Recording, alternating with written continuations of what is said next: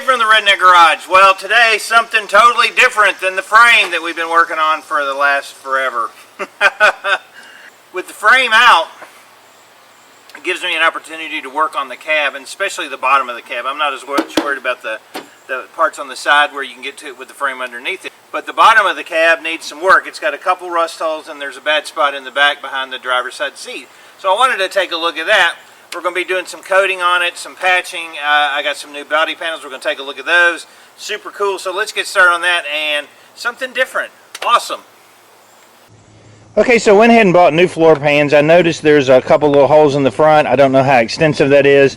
And then in the back, in the rear of the tub, there's some pretty good amount of damage. So I went ahead and got a rear floor pan panel. So we're going to use these. One thing to remember when you're doing floor pans is you don't have to use the whole stinking thing if you don't need it. But if you have the whole pan and you're not using little patch panels, it makes it much, much easier. So that's what we're going to be using on this. Once I get the seat out, we're going to take a look at the damage and how much we have to replace.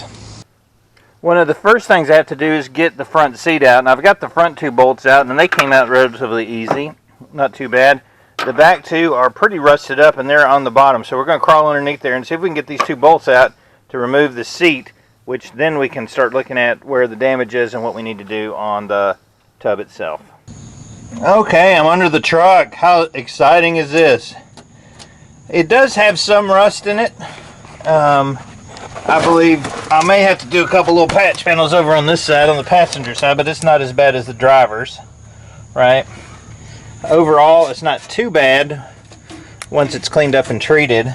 The front part's pretty good. It's got a couple little holes right over there on the driver's side. Passenger side's better also.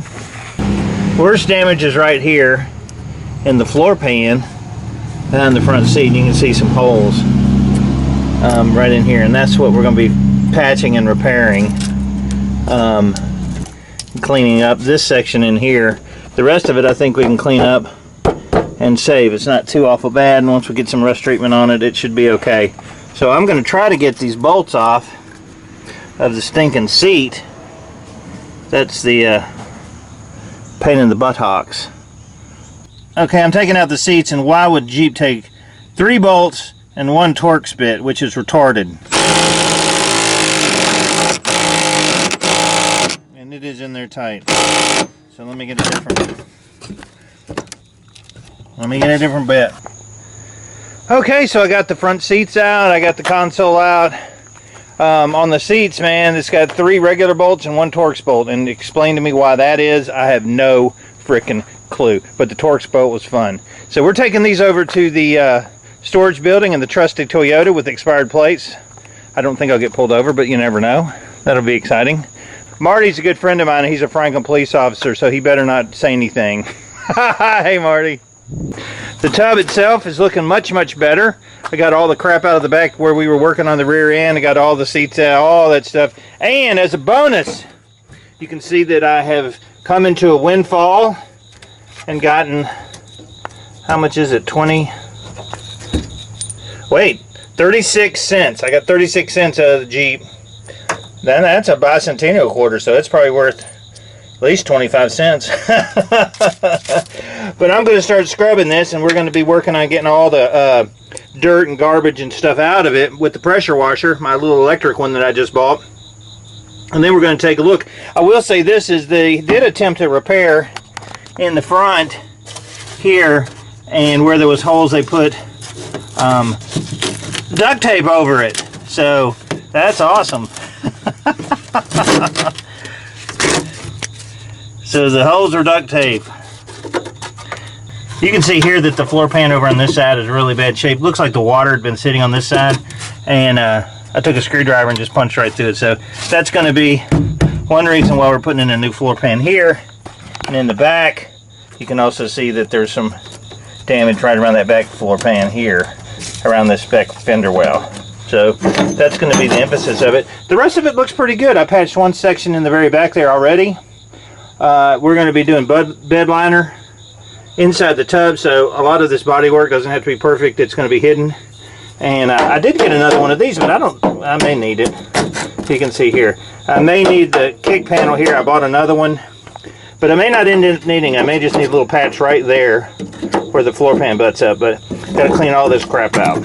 So that's gonna be the next thing after I go take these seats to the storage building. I'm using my little electric pressure washer, which actually works pretty good for stuff like this.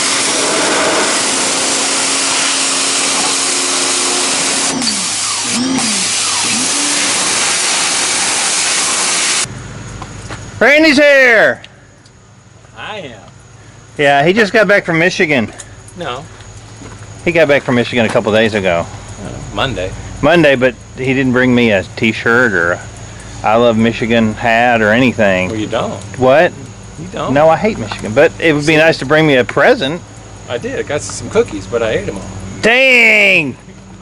Okay, so it's about midday, and I've got a lot accomplished on the tub, trying to get it ready to clean up and ready to work on. I'm having a Shock Top Honeycrisp Apple Wheat, and if you wanted a really crappy beer, that would be it. This tastes like. I like the regular Shock Top, but this Apple Wheat is like, I guess, for people that don't like the taste of beer, and I do. So anyway. Let's take a look at what we accomplished so far. Okay, and so on the front you can see the seam right here. That's where I'm going to have to cut off. And right in here, get the new floor pan in. That's going to be tomorrow. And in the back, get all this crap off here. Looks like a plasticky rubber, which is holding it together, really. Grind that down and find out where I need to cut this. And I may be able to just do a patch panel. I don't think I'm going to have to replace this piece, though. That looks pretty solid. And overall, everything else looks solid. There's not a lot of other rust in there. Passenger side looks good. It's drying up. And the back, I had that one little patch panel in the rear that I fixed. So hopefully we'll be able to move along with that pretty quickly. Alright, I'm pretty happy with today's progress. Time for a blue moon. So the next steps are going to be taking off the fender flares on the side, cleaning off those holes, getting the floor pans cut out, and then we can start welding in the new ones. But you know what? I'm hoping this doesn't take too awful long to get the metal replaced, and then it's just body work. I'm David from the Redneck Garage. Keep turning wrenches.